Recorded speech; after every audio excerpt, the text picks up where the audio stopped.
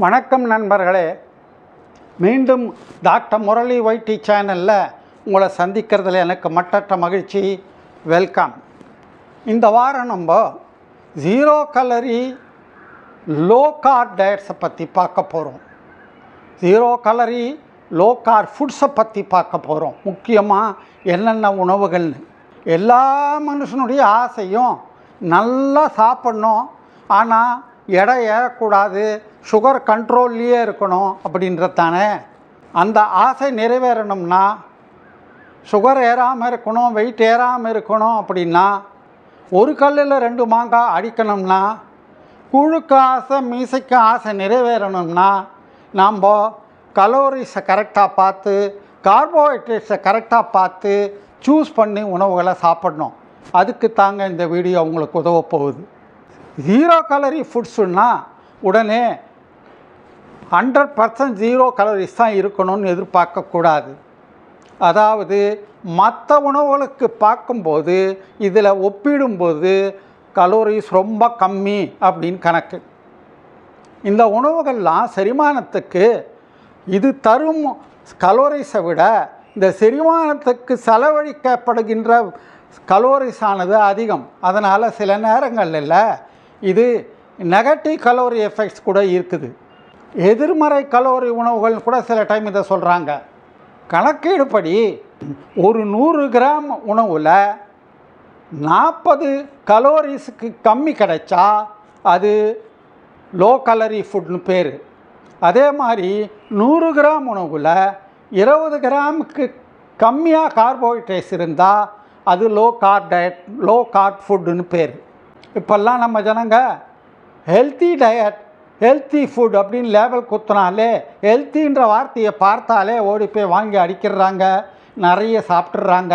அப்புறமா சுகர் ஏறுது, வெயிட் ஏறுதுன்னா ஏறாமல் என்ன பண்ணணும்? நீங்களா அதில் என்ன கார்போஹைட்ரேட் எவ்வளோ இருக்குது, எவ்வளோ கலோரிஸ் இருக்குதுன்னு ஆராய்ச்சி பண்ணணும். அதுக்கெல்லாம் நம்ம மக்களுக்கு நேரம் இல்லை. அதனால்தான் உங்களுக்காக ஆராய்ச்சி செஞ்சு மிக குறைந்த கலோரிஸ், கார்போஹைட்ரேட்ஸ் உள்ள 10 முத்தான உணவுப் பொருட்களை உங்களுக்காக சூஸ் பண்ணி கொடுத்துருக்கேன். இந்த உணவுப் பொருட்கள்லாம் கலோரிஸ், கார்போஹைட்ரேட்ஸ் மட்டுமில்ல, கிளைசிமிக் இண்டெக்ஸும் ரொம்ப குறைவு. 3 பேராமீட்டர்ஸில் பார்த்திங்கனாலும் இந்த உணவுப் பொருட்கள் எல்லாமே பெஸ்ட். வாங்க இதெல்லாம் என்னென்னன்றதை பார்க்கலாம்.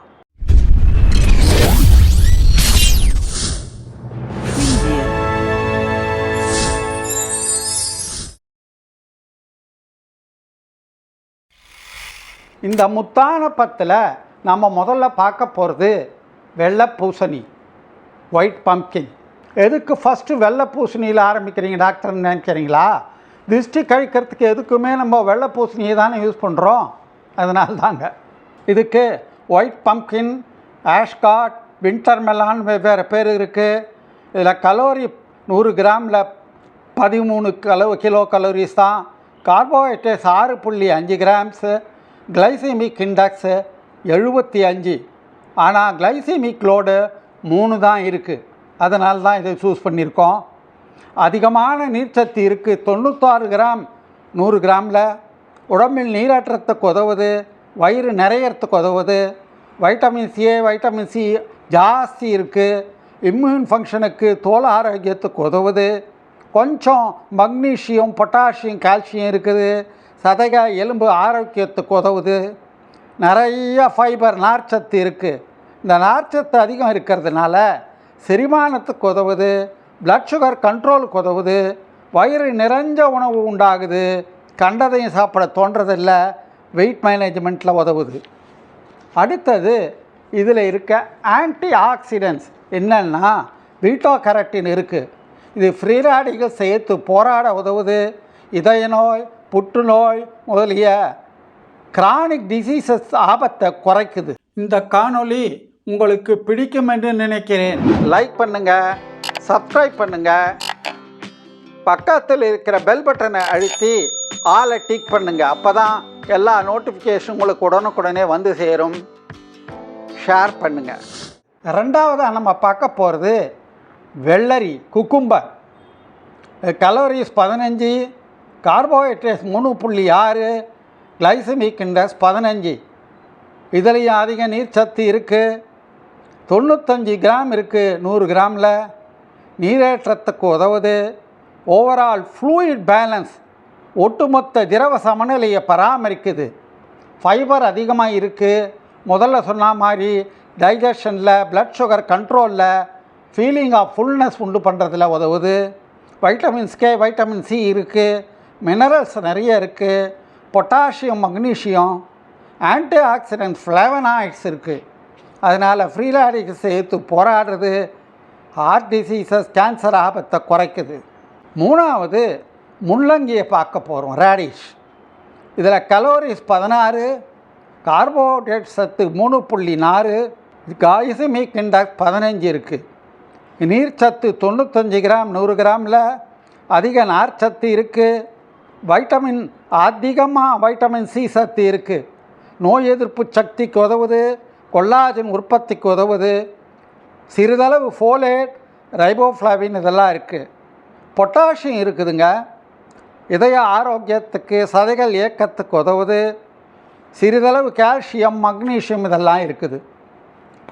முள்ளங்கியில் நிறைய ஆன்டி ஆக்சிடென்ட்ஸ் இருக்குது. ஆந்தோசைனின்ஸ், ஃப்ளேவனாய்ட்ஸ், ஃபீனாலிக் காம்பவுண்ட்ஸ் இதெல்லாம் ஃப்ரீ ரேடிக்கல்ஸ் சேர்த்து போராட, கிரானிக் டிசீஸ் வராமல் தடுக்க உதவுது. இதில் கொழுப்பு, கொலஸ்ட்ரால்லாம் ரொம்ப கம்மி.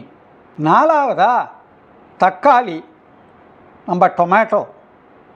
Calories 18, carbohydrates 3.9, glycaemic index 15. நீர்ச்சத்து 94.5 கிராம் இருக்குது 100 கிராமில். நார்ச்சத்து நிறைய இருக்குது. வைட்டமின்ஸுக்கு சிறந்த சோர்ஸாக இது உதவுது. வைட்டமின் சி நிறைய இருக்குது. நோய் எதிர்ப்பு சத்து, தோல் ஆரோக்கியத்துக்கு. வைட்டமின் கே நிறைய இருக்குது. ரத்தம் உறையிறதுக்கு, எலும்பு ஆரோக்கியத்துக்கு உதவுது. போதுமான அளவு வைட்டமின் ஏ, ஃபோலேட் இதெல்லாம் இருக்குது. Anti accident lycopene, beta carotene இதெல்லாம் இருக்குது. கொழுப்பு, கொலஸ்ட்ரால் ரொம்ப கம்மி. 5வதாக நம்ம பார்க்க போகிறது மஷ்ரூம்ஸ், காளான்களை பற்றி. Calories 22, carbohydrates 3.3, glycemic index 15. நார்ச்சத்து நிறைய இருக்குது. Vitamins, B vitamins, riboflavin, niacin, pantothenic acid இருக்குது. மினரல்ஸ் நிறைய இருக்குது. உதாரணத்துக்கு காப்பர், செலினியம் இதெல்லாம் நோய் எதிர்ப்பு சத்து அளிக்குது.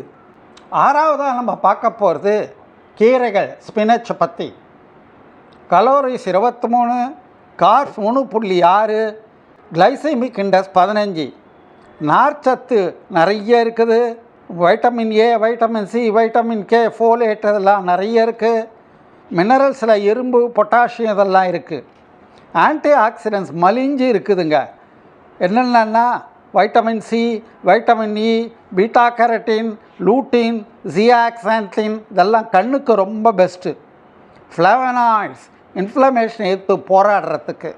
7வதாக நம்ம பார்க்க போகிறது low calorie, low carb food, cauliflower.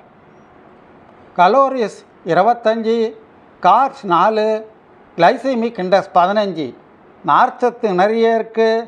Vitamins C, vitamin K, vitamin B, vitamin K, folate நிறைஞ்சிருக்கு. இன்ஃப்ளமேஷன் எடுத்து போராடுறது. ஃபைட்டோ நியூட்ரியன்ஸ் இருக்குது. ஆன்டி ஆக்சிடென்ட்ஸ் இருக்குது. 8வதாக நம்ம பார்க்க போகிறது கோஸ், cabbage. Calories 25, carbs 5.8, glycaemic index 10. மிக அதிக ஃபைபர் இருக்குது. Vitamin C, vitamin K, folate நிறைய இருக்குது. கொஞ்சோண்டு பொட்டாசியம், கால்சியம் இருக்குது. ஆன்டி ஆக்சிடென்ட், ஃப்ளேவனாய்ட்ஸ் இருக்குது. நார்ச்சத்து அதிகம் இருந்தாலே அது டைஜஷனில் உதவும், பிளட் சுகர் கண்ட்ரோலில் உதவும். அதே மாதிரி இந்த ஆன்டி ஆக்சிடென்ட்ஸ் நிறைய இருந்ததுன்னா ஃப்ரீ ரேடிக்கல்ஸ் எதிர்த்து போராடும். 9வதாக நம்ம பார்க்க போகிறது பெர்ரிஸ். கலோரிஸ் 32, கார்போஹைட்ரேட்ஸ் 5லிருந்து 10, glycaemic index 40. Blueberry, strawberry, raspberry இதெல்லாம் இதில் வருது. இந்த வாழைப்பழம், திராட்சை அதிகமாக கார்ப் இருக்க பழங்களுக்கு இது எவ்வளவோ பரவாயில்ல. ஃபைபர் நிறைய இருக்குது. வைட்டமின் சி நிறைய இருக்குது. பொட்டாசியம் மினரல்ஸ் நிறைய இருக்குது. ஆன்டி ஆக்சிடென்ட், ஆந்தோசைனின்ஸ், ஃப்ளாவனாய்ட்ஸ் இதெல்லாம் நிறைய இருக்குது. இந்த நார்ச்சத்தும் ஆன்டி ஆக்சிடென்ட்டும் சேர்ந்து இருக்கிற இந்த கூட்டானது இனிப்புக்கான இயக்கத்தை குறைக்குது மனுஷனுக்கு. கடைசியாக இந்த முத்தான 10ல் வர்ற 10வது ஐட்டம் ப்ரொக்கோலி.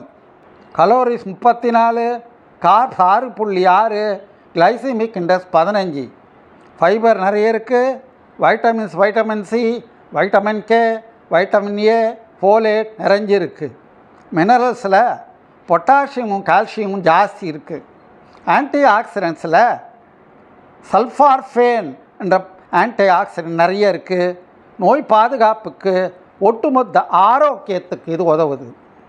இதுவரை பார்த்த முத்தான 10 எவை என்று ரீகேப் செய்யலாமாங்க. 1 வெள்ளை பூசணி, 2 வெள்ளரி, 3 முள்ளங்கி, 4 தக்காளி, 5 காளான், 6 கீரைகள், 7 காலிஃப்ளவர், 8 கோஸ், 9 பெர்ரீஸ், 10 ப்ரோக்கோலி. நம்ம முத்தான 10 லிஸ்ட்டில் வந்த உணவுகள் எல்லாமே வெயிட்டை ஜாஸ்தி பண்ணாது, சுகரை எப்பவும் கண்ட்ரோல்லையே வச்சுருக்கோம். எப்படின்னா இந்த பொருட்களில், உணவுகளில் நீர்ச்சத்து அதிகமாக இருக்குது. அதனால் ஹைட்ரேஷன் எப்பவும் நல்லா இருக்குது. உடம்புல நார்ச்சத்து நிறைய இருக்குது. ஸோ சாப்பிட்றதுக்கு நமக்கு வயிறு ஃபுல்னஸ் உண்டாயிருது, நிறைய சாப்பிட தோன்றதில்ல. அப்பிடைட்டு, ஹங்கரை குறைக்குது, வெயிட் மேனேஜ்மெண்ட்டில் உதவுது. சர்க்கரை நோய் கட்டுப்பாட்டில் எப்படி உதவுதுன்னா, லோ கிளைசிமிக் இண்டெக்ஸ் இந்த 10லையும் இந்த கிளைசிமிக் இண்டெக்ஸ் குறைவாக இருக்கிறதுனால இதை உறிஞ்சப்படுறது குறைவாக இருக்குது. மெதுவாக ஸ்லோவாக அப்சார்வ் ஆகுது. செரிமானமும் குறைவாக இருக்குது. அதனால் சர்க்கரை லெவல் கட்டுப்பாட்டிலேயே இருக்குது. ஸ்பைக்கு, கிராஷு இதெல்லாம் குறைவாக தான் இருக்கும், கட்டுப்பாட்டிலேயே இருக்கும். இது டயபெட்டிஸ் நோய் உள்ளவர்களுக்கும் இன்சுலின் எதிர்ப்பு சத்து உள்ளவர்களுக்கும் இந்த 10 உணவும் வரப்பிரசாதமாக இருக்கும்.